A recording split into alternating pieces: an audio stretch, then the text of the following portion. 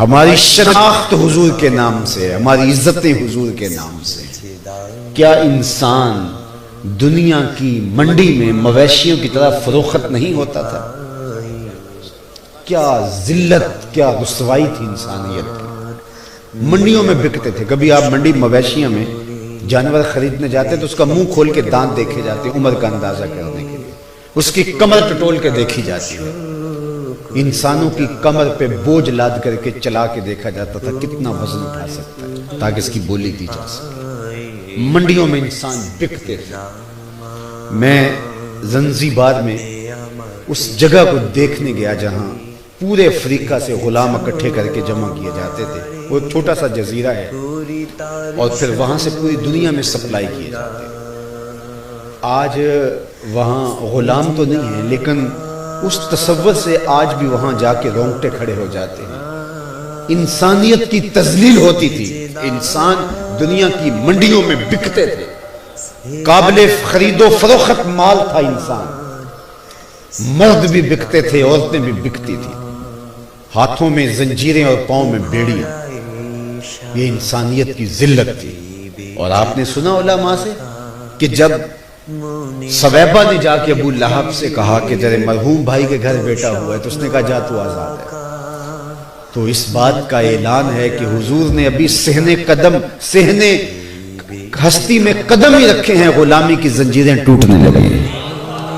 پھر اتنے طریقے دیے غلام کو آزاد کرنے کے۔ قسم توڑ بیٹھو، غلام آزاد کرو۔ روزہ توڑ بیٹھو، غلام آزاد کرو۔ کفارہ زہار میں غلام آزاد کرو۔ کفارہ قتل میں غلام آزاد کرو۔ ویسے غلام آزاد کرنے کی ترغیب دی۔ حضرت سیدنا صدیق اکبر نے کتنے غلام آزاد کیے۔ حضرت عثمان غنی ساری زندگی ہر جمعے کو غلام آزاد کرتے تھے۔ حضرت عبد الرحمن بن عوف رضی اللہ تعالیٰ عنہ نے اپنی زندگی میں 30,000 غلام آزاد کیے۔ لوگوں کو ترغیب ہوئی غلاموں کو آزاد کرنے کی۔ آج دنیا کے اوپر اس طرح کی غلامی آپ کو نہیں ملے گی۔ آج کوئی منڈی نہیں ملے گی جہاں انسان بکتے ہوں، جہاں دو شیزائیں بکتی ہوں، جہاں بیٹیاں فروخت ہوتی ہیں۔ یہ فیض کس کا ہے؟ جواب آئے گا میلاد والے رسول کا۔ یتیم کو دھکے دیے جاتے تھے، قرآن نے بتایا نا، فَذَلِكَ الَّذِي يَدُعُّ الْيَتِيمَ۔ یہ وہ بد نصیب شخص ہے جو یتیم کو دھکے دیتا ہے۔ قرآن نے بتایا وہ عملاً دھکے دیا کرتے تھے۔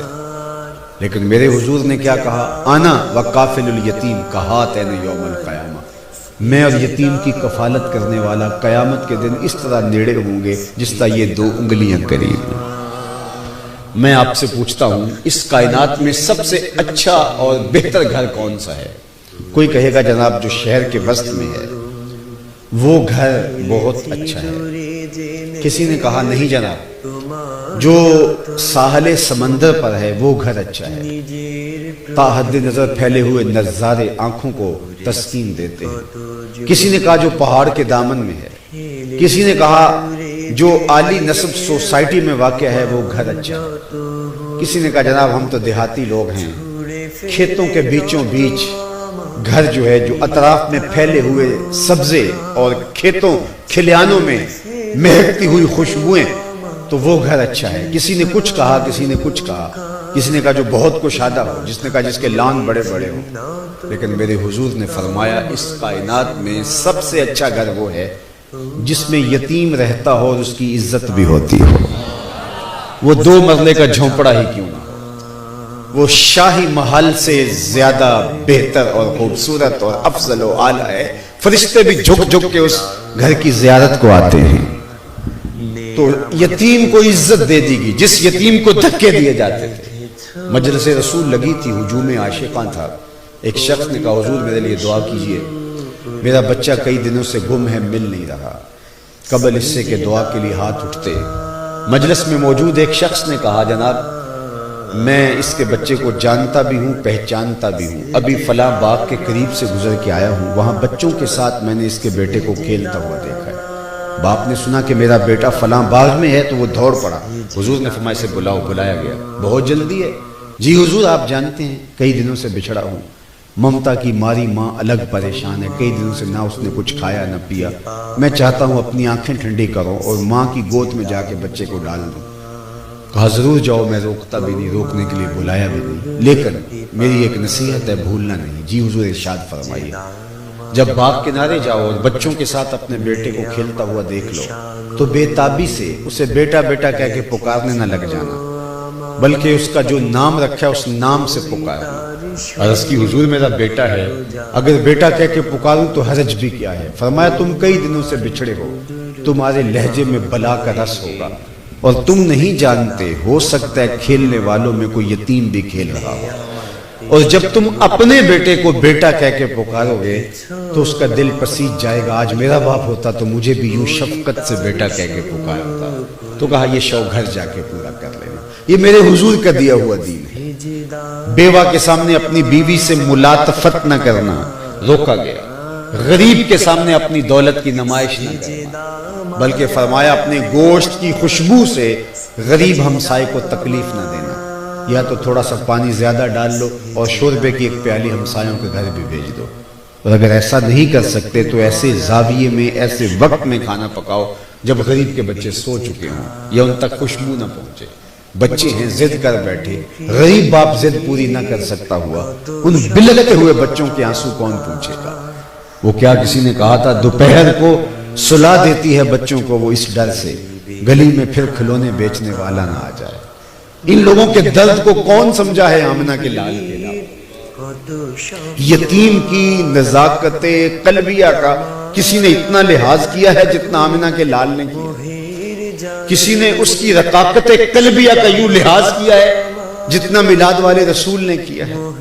تو کیا ظالم و محبوب کا حق یہ تھا کہ خاکے تراشے جائیں؟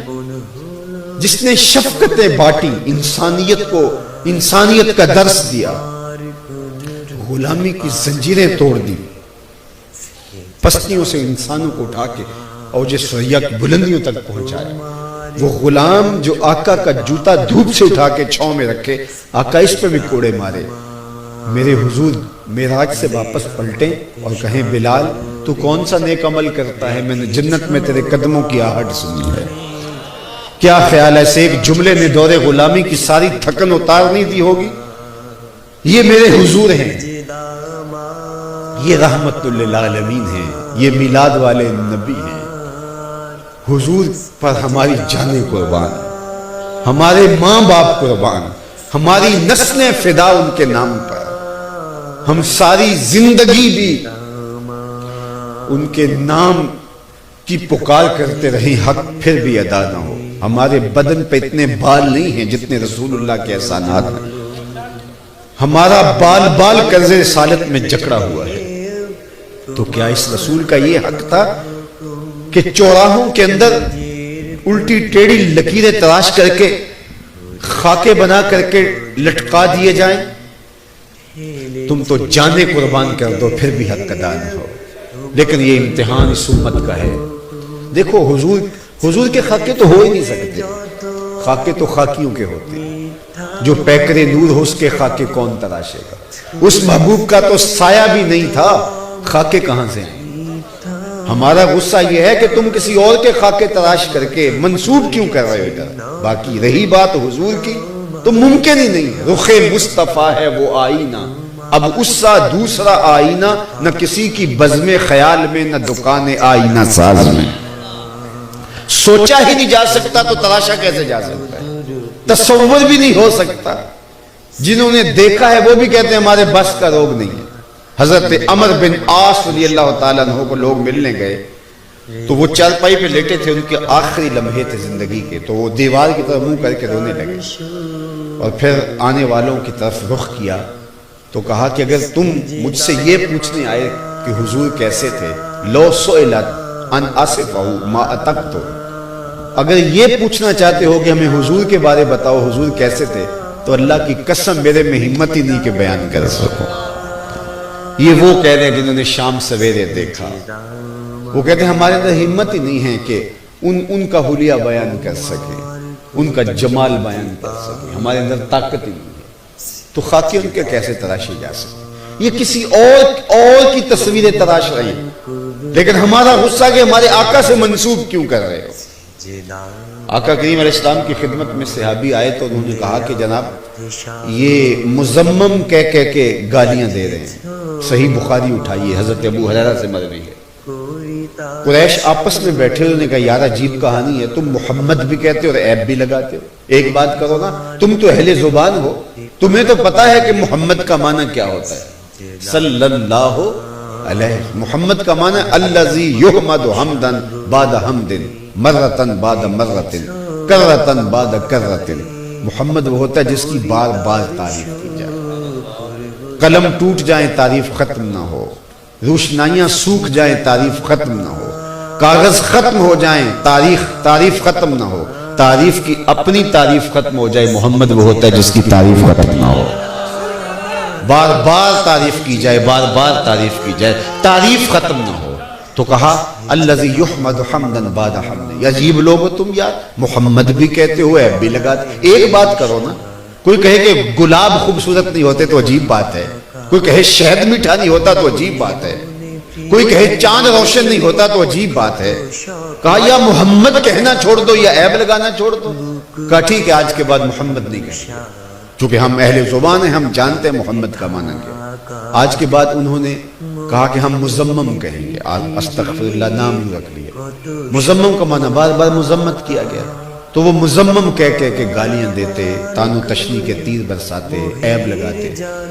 تو کسی نے سنا تو وہ حضور کے پاس آیا اور بڑا دکھی تھا، حضور وہ مزمم کہہ کے گالیاں دے رہے. تو آقا کریم نے فرمایا تم نے دیکھا نہیں اللہ نے قریش کے منہ کو کیسے پھیر دیا.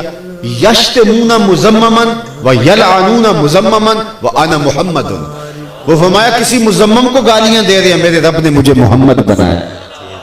یہ پتہ نہیں کس کے خاکے تراش رہے، میرے محبوب کا تو سایہ بھی نہیں تھا، اور جس کا سایہ بھی نہ ہو اس کا ثانی کہاں سے ڈھونڈو گے، اس کا ثانی کہاں سے ڈھونڈے گے. کوئی مثل نہیں ڈھولن دی، کوئی مثل نہیں ڈھولن دی. چپ کر مہر علی اتھے جا نہیں بولن دی. وہ جمال دیا. ابو ہریرہ بولے کل قمر لیلۃ البدر لم ارا قبلہ ولا بعدہ مثلہ. کیا پوچھتے ہو، 14ویں رات کا چمکتا ہوا چاند تھے میرے حضور. پھر کہا نہیں نہیں نہیں، حضور جیسا نہ پہلے دیکھا نہ بعد میں دیکھا. حسان بن ثابت رضی اللہ تعالیٰ عنہ پاس بیٹھے تھے. کہا دیکھتے کیسے، کسی ماں نے جنم دیا ہوتا تو دیکھتے. خدا نے وہ سچائی پن چھڑیا جدے وچ محمد نو ڈالیا. حسینہ جمیلہ دا منہ موڑ دیتا، محمد بنا کے قلم توڑ دیتا. مثل او در عالم امکان متصور نیست. حضور کی مثل بزم عالم میں ممکن ہی نہیں ہے. وہ پیکر تراشا، وہ جمال دیا، وہ خوبصورتی دی. دیکھنے والے کہا کرتے ہیں اللہ اللہ، یاد آتا ہے خدا دیکھ کے صورت تیری. حضرت امام زرقانی نے لکھا کہ ایک دن حضور سیر کرتے کرتے باہر مدینے سے تشریف لے گئے. ایک چراگاہ میں اونٹ چل رہے تھے. ایک سرخ رنگ کا اونٹ حضور کو پسند آیا. حضور اہل قافلہ سے ملے اور کہا یہ بیچتے ہو؟ انہوں نے کہا جی بیچتے ہیں. کتنے کا؟ اتنے کا. سودا طے ہو گیا. فرمایا میں اپنے شہر جا کے اس کی قیمت تمہیں بھیج دیتا ہوں، میں تاجرانہ غرض سے تو آیا نہیں تھا. انہوں نے کہا ہمیں منظور ہے. حضور اونٹ لے کے چل دیے اور وہ حضور کو دیکھتے رہے. جب نظروں سے اوجھل ہو گئے تو دل پہ ہاتھ رکھ کے کھڑے ہو گئے. تھوڑی دیر بعد سکتے سے باہر آئے اور ایک دوسرے سے پوچھنے لگے یار یہ جو شخص اونٹ لے گیا ان میں اس کو کوئی جانتا ہے؟ انہوں نے کہا ہم تو نہیں جانتے. کہا اچھا کوئی پتہ پوچھا ہو؟ انہوں نے کہا بس ہم نے تو کوئی پتہ نہیں پوچھا. کہا قیمتی اونٹ دے دیا اور پتہ بھی نہیں پوچھا. جب کسی کو نقد سودا دیں تو آپ اسے جانتے ہوتے ہیں، نہ جانتے ہوتے ہیں، کوئی فرق نہیں پڑتا. لیکن جب کسی کو ادھار دیں تو یا آپ اسے جانتے ہوتے ہیں یا درمیان میں کوئی ضامن ہوتا ہے یا وہ کوئی چیز گروی رکھتا ہے. کہا وہ شخص آیا اونٹ لے گیا، ادھار لے گیا، تم جانتے نہیں، اس نے کوئی شے گروی بھی نہیں رکھی، کوئی درمیان میں ضامن بھی نہیں ہے. اگر وہ قیمت نہ دینے آیا کون ذمہ دار ہے؟ یار کوئی اس کا پتہ ہی پوچھ لیتا. ایک بولا یار جب وہ باتیں کرتا تھا منہ سے پھول جھڑتے تھے. اذا تکلم رؤیا کالنور یخرج من بین ثنایاہ. دوسرا بولا یار جب مسکراتا تھا سامنے والے پہاڑوں پہ عکس پڑتا تھا. اذا ضحک یتلالع فی الجدر. ایک بولا یار میں تو اس کی زلفوں کے پیچ و خم میں ہی کھو گیا. ایک بولا میں تو اس کی آنکھیں ہی دیکھتا رہ گیا. کیا خوب سجن دیاں اکھیاں نے، کیا خوب سجن دیاں अखियां ने जिवें भर के सुराइयां रखियां ने, तू अजे मेरा यार नहीं डिठा जिन्नू वेख के चंद शर्मावे, अद्धी राती दिन चढ़ जावे जियो रुख तो निकाब उठावे, ते जियो निकले सैर करन नू सारा गुलशन सीस नवावे, अते धरती लिफ लिफ जावे जे हथ फुल्लां विच रखदा हथ फुल्लां तो वध जावे, नैन नशीले मस्त रसीले विच सोना कजल सुहावे, अख उगड़े ते इंज पिया जापे जिवे मैं खाना खुल जावे, तौबा तौबा हुस्न सजन दा चाल ना चली जावे, बिजली डरदी लिश्क ना मारे मता बेअदबी हो जावे, इल्म खुदा ने इना दिता अकलां विच ना आवे, अकल खुदा ने इनी दिती इल्मां विच ना आवे, की एजाज नजर विच ओदी जो आवे विक जावे, खुल्क ओदे ने मोह लई दुनिया कोई विरला ही जान बचावे, आजम एडा सोना माही सानू किधरे नजर ना आवे। उन्होंने कहा जो भी हुआ तुम उसके हुस्न में खो गए और वो अपने हुस्न का जादू जगा के कीमती ऊंट हथिया के तुमसे ले गया। इमाम ज़ुरकानी ने लिखा कि जब उन्होंने कहा कि वो कीमती ऊंट हथिया के ले गया तो अब तक खामोश बैठी काफिले के सरदार की बीवी ने खेमे का पर्दा सरकाया और उनसे मुखातबत करते हुए कहा, आना ज़ामिनतुन लिस्सामाने जामालिकुम ला यक़दिरु बिकुम, खबरदार उसके खिलाफ कोई बात की, अगर वो कीमत ना देने आया तो मैं जामिन हूं, मुझसे कीमत ले लेना। उन्होंने कहा अच्छा अच्छा तू उसे जानती है? कहा वल्लाह मैं भी नहीं जानती। तो कहा फिर जमानत काहे को दे रही है? उसने कहा जब तुम सौदा कर रहे थे खेमे की ओट से मैंने उसका चेहरा देखा था, और जिसका चेहरा इतना सोना हो वो झूठ बोल ही नहीं सकता है। थोड़ी देर के बाद हुजूर अलैहिस्सलाम के गुलाम आए, कहा अहले काफिला कौन है जिनसे हमारे आका ने ऊंट खरीदा था? तो उन्होंने कहा जनाब हम। कहा ये खजूरे हुजूर ने आपकी ज़ियाफत के लिए भेजी और ये रही आपकी कीमत। उन्होंने कहा कि कीमत क्या लेंगे, हम तो खुद बिक गए हैं, हमें बताइए वो प्यारा रहता कहाँ है? तो उन्होंने कहा ये जो नखलस्तान दिखाई दे रहा है, खजूरों का झुंड जिसे मदीना कहते हैं, यही प्यारे का डेरा और वही उनका बसेरा है। इमाम ज़ुरकानी ने लिखा है कि इस कबीले के सरदार का नाम तारिक था, इस वजह से इसको वफ़द तारिक कहा जाता है। ये वहां से उठा और हुजूर के कदमों में आया और आका करीम अलैहिस्सलाम की गुलामी इख्तियार